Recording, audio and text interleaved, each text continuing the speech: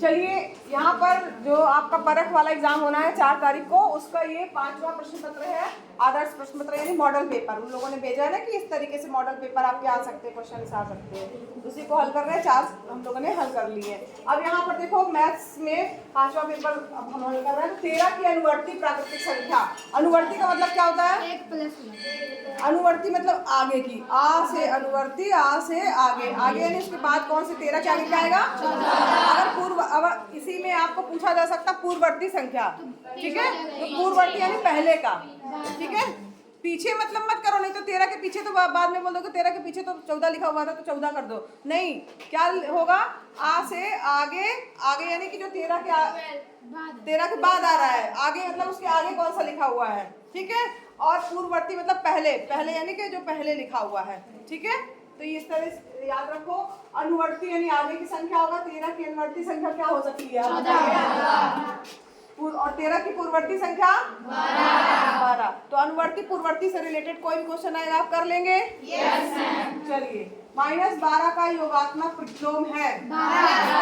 योगात्मक प्रतिलोम का मतलब होता है कि उसमें क्या जोड़े कि शून्य प्राप्त हो। तो यहाँ पर जो है इसमें आपको ये पता होना चाहिए ना, ये तो कुछ भी ले सकता है ना, गुणात्मक प्रतिलोम योगात्मक प्रतिलोम दोनों पता होना चाहिए। तो यहाँ पर जो है योगात्मक प्रतिलोम का मतलब है उन दोनों को जोड़ने पर क्या जाए? शून्य आए। और गुणात्मक प्रतिलोम का मतलब क्या हुआ कि उन दोनों को मल्टीप्लाई करने पर 1 आए, ठीक है? याद रहेगा। योगात्मक प्रतिलोम का मतलब हुआ जैसे यक्स है तो -यक्स, ये योगात्मक यक्स का योगात्मक प्रतिलोम क्या हो जाएगा? -यक्स, ठीक है? यानी जो भी संख्या दी होगी उसकी माइनस वाली संख्या उसकी क्या होगी? योगात्मक प्रतिलोम। अगर गुणात्मक प्रतिलोम की बात करें तो यहाँ पर जो है जो भी संख्या दी गई है उसके बटे वाली संख्या जो होगी वो उसकी क्या होगी? गुणात्मक प्रतिलोम होगी, क्योंकि इनका गुणा करने पे क्या आना चाहिए? 1 आना चाहिए, ठीक है? अगर समझ में? योगात्मक प्रतिलोम गुणात्मक प्रतिलोम दोनों, ठीक। उससे रिलेटेड क्वेश्चन आप कुछ भी कर सकते हो। -12 का योगात्मक प्रतिलोम क्या हो जाएगा? -12, ठीक है? -12 का गुणात्मक प्रतिलोम क्या होगा? 9। -12 का गुणात्मक प्रतिलोम पूछ रहे हैं हम। गुणात्मक प्रतिलोम क्या होगा? अभी मैंने बताया ना गुणात्मक प्रतिलोम। -11 का -12 का गुणात्मक प्रतिलोम क्या होगा? मैम 1/12। 1/-12, ठीक है? क्या होगा? जो भी संख्या दी होगी स्वयं उसी वही संख्या लेकिन बटे में हो जाएगी। माइनस के साथ दी है तो माइनस रहेगा, प्लस दिया है तो प्लस रहेगा, ठीक है? -3 प्लस -6 का मान है -3 और -6 दोनों तरफ माइनस का चिन्ह है, तो माइनस माइनस क्या हो जाएंगे? प्लस।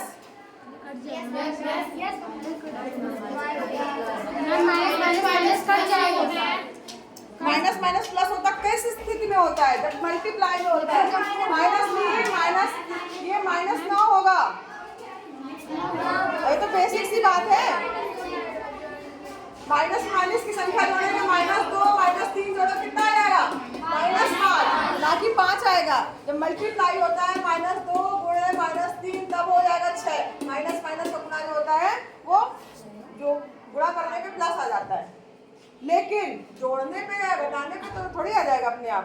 दोनों संख्या अगर ऋणात्मक है चिन्ह ऋण ही लगेगा, ठीक? और एक चीज और है, अगर मान लीजिए संख्या मान लीजिए दिया है -2 + 12 + 15 मान लो, तो इसका आंसर क्या हो जाएगा? 13। और अगर यही चीज दिया हो 15 ये -2 नहीं 2 - 15 दिया हो तो क्या आ जाएगा? -13। अगर माइनस बढ़ जिसमें जो संख्या बड़ी है उसके आगे अगर माइनस का चिन्ह लगा है तो यहाँ भी माइनस का चिन्ह लगेगा। अगर जो है बड़ी संख्या के आगे प्लस का चिन्ह लगा है घटेगा, मगर ये चिन्ह कौन सा आ जाएगा? प्लस का आ जाएगा, ठीक है? ये तो बेसिक बातें आपको पता होनी चाहिए। मल्टीप्लाई में आपको पता है कि माइनस माइनस है तो प्लस आ जाएगा। अगर एक भी चिन्ह माइनस है, ठीक है, माइनस गुणे और एक चिन्ह प्लस है तो चिन्ह कौन सा आएगा? माइनस। पहली संख्या अगर मान लीजिए प्लस में है, दूसरी संख्या माइनस में है तो कौन सा चिन्ह आएगा? माइनस। अगर दोनों प्लस में है तो प्लस, दोनों माइनस में तो प्लस। मल्टीप्लाई की बात कर रहे हैं यहाँ पे, ये चीज ध्यान रखा करो। इसी तरीके से बराबर के अगर मान लो दूसरी तरफ ले जाते हैं, अगर प्लस में है तो माइनस में हो जाता है, माइनस में है तो प्लस में हो जाता है, लेकिन अगर मल्टीप्लाई में है तो दूसरी तरफ जाएगा तो क्या हो जाएगा? मल्टीप्लाई में है तो दूसरी तरफ जाएगा तो भाग में, और अगर भाग में है तो दूसरी तरफ जाएगा तो -36/9 का चिन्ह है। 80 और 90 के बीच अभाज्य संख्याएं कौन कौन सी है? 83 और 87, 89। तो तुक्का मारते हो, ये नहीं होगा तो ये गलत होगा। 83 और 87। अभाज्य संख्या 87 3 से भाग दो, कट जाएगा। अभाज्य क्या 87 तो अभाज्य है ही नहीं, विभाजित हो जा रहा है। अभाज्य कौन सा है? चौथा होगा। ठीक है, चलिए। एक वस्तु का मूल्य 800 रुपए था, इसमें 8% की कमी हो गई तो नया मूल्य क्या होगा? तो यहाँ पर देखो कैसे निकालेंगे।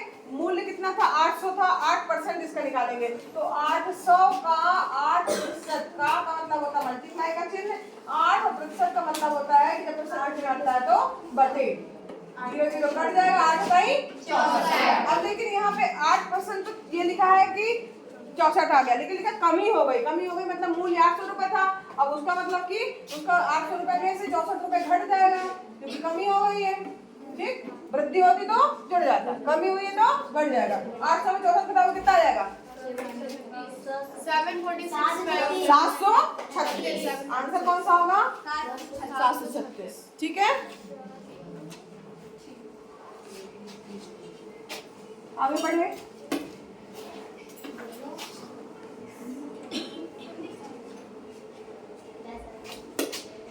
चलिए, ए बी सी में एंगल बी बराबर ये दिया है, सी बराबर ये दिया है, तो एंगल ए का मान निकाल लोगे? कैसे निकालोगे? पहले इन दोनों को प्लस करके फिर 180 में से माइनस। बिल्कुल सही। अगर त्रिभुज के तीनों कोणों का योग कितना होता है? चतुर्भुज के चारों कोणों का योग। ठीक, तो यहाँ पर 2 कोण दिए, तीसरा कोण इन दोनों को जोड़ के तीसरे कोण यानी 180 में से घटा दोगे, कितना आएगा? 44 आ रहा है। ठीक, तो बोले मान ले रहा है। फिर इसका हल क्या है? यानी 3x बराबर हो जाएगा 11 में से 5, यहाँ प्लस में है तो दूसरी तरफ क्या निकालेगा? 3x बराबर 11 में से 5 कितना आ गया? 6। x बराबर, अब यहाँ दूसरी मल्टीप्लाई में है, इधर ले जाके घटाना देना, 6/3 मल्टीप्लाई में है तो भाग जाएगा, 3 एकम 3 3 दूनी 6। x बराबर 2।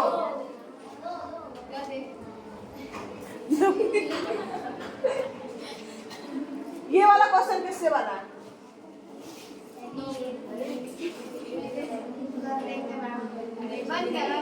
चलो करके आना, हम देखते हैं किससे बनता है। ठीक है, चलो वो आपका होमवर्क है। यदि एक त्रिभुज के तीनों भुजाएं 3 4 5 हो तो वो किस प्रकार का त्रिभुज है? समकोण त्रिभुज है। तीनों भुजाएं 3 4 5 तो समकोण त्रिभुज है। 3 भुजाएं दी है 3 4 5, लेकिन इसको जब इसमें समकोण अगर त्रिभुज की बात करें तो यहाँ पे कर्ण का वर्ग बराबर लंब का वर्ग प्लस आधार का वर्ग होता है। यहाँ पर अब एक बार करके देख लेंगे कि क्या ऐसा तो नहीं हो रहा है कि वो समकोण में आ जा रहा हो। देख के तो एक नजर में लग रहा है कि विषम बाहु जैसा लग रहा है, लेकिन इसमें विषम बाहु ऑप्शन नहीं है। तो यहाँ पर अब हम देखेंगे तो 3 का स्क्वायर प्लस 4 का स्क्वायर, 3 का स्क्वायर क्या हो जाएगा? 9, 4 का स्क्वायर 16, 16 9 25, 25 का वर्ग निकालेंगे 5, त्रिभुज आ रही है इसके, यानी कौन सा वाला हुआ है त्रिभुज? समकोण। यदि a बराबर 2a, b बराबर 3, a बराबर 2, b बराबर 3, c बराबर 4 तो इसका मान है, तो यहाँ पर a 2, a की वैल्यू 2 प्लस 3, b की वैल्यू 3 और यहाँ पर माइनस c यानी 4, 2 दूनी 4 प्लस 3 का 9 माइनस 4 कट गया, आंसर क्या देगा? 9। सही है? Yes ma'am. चलो 12 के भाज्य है, भाज्य क्या है? क्या होंगे? 1 2 3 4 6 12 1। ठीक है, चलो आगे बढ़े।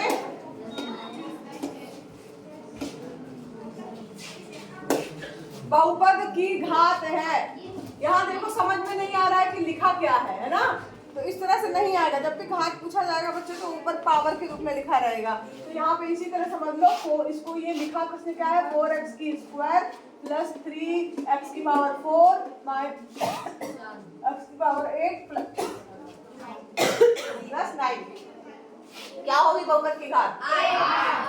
अधिकतम घात ही बहुपद की घात कहलाती है। ठीक है, चलिए फिर √10 प्लस √15 का मान है, तो √10 तो 10 गुणे 15, 10 को क्या लिख सकते हैं, 2 गुणे 5, 15 क्या लिख सकते हैं, 3 गुणे 5, तो ये 5 का एक दोनों बाहर आ जाएगा और 3 और 2 5 बाहर आ गया, √2 गुणे 3, तो 5√3। ठीक है, आ रहा समझ में? Yes ma'am. a² माइनस 9 के गुणनखंड होंगे, फार्मूला लग जाएगा a plus b a minus b, कौन सा हो जाएगा? ठीक है,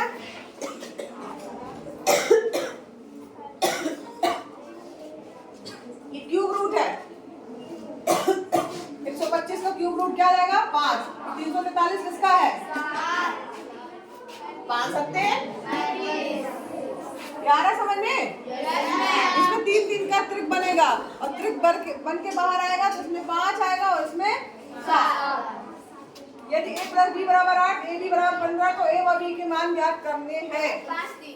5 3 ऐसे करके देख लो कि ऐसी कौन सी संख्याएं हैं जिनको जोड़ने पे 8 आ रहा हो, जिनको मल्टीप्लाई करने पे 15 हो। 5 गुणे 3 करेंगे, 5 से 15 और 5 से 3 जोड़ दोगे तो 8। इसका मान ज्ञात करना है 2/3 प्लस माइनस 5/3, एलसीएम 3 आएगा 2 माइनस 5 यानी -3/3, कट जाएगा, क्या बचेगा? -1। ठीक है, आगे बढ़े, चलिए 15 और 20 का एलसीएम क्या हो जाएगा? 15 और 20 का एलसीएम क्या हो जाएगा? पक्का 60 होगा? 30 तो नहीं होगा? क्यों? क्योंकि 20 की टेबल में नहीं आएगा। यदि एक आयताकार क्षेत्र का क्षेत्रफल 40 वर्ग मीटर है, इसकी लंबाई इतनी, तो चौड़ाई ज्ञात कर लोगे? लंबाई गुणे चौड़ाई होता है 40 बराबर हो जाएगा 8 गुणे x, तो x बराबर क्या हो जाएगा? 40/8। यहाँ गलती मत करना, ये बहुत बेसिक सी बात है। कुछ बच्चे क्या करते हैं, यहाँ मल्टीप्लाई में इधर जाकर घटाने लगते हैं कि मल्टीप्लाई में तो यहाँ जाएगा तो भाग होगा, अगर भाग में है तो गुणा होगा, अगर प्लस में है तो माइनस में होगा, माइनस में है तो 8 एकम 8। ठीक है, चलिए सारे प्रश्न हम लोगों ने हल कर लिए हैं, तैयारी करिए अपनी इसकी।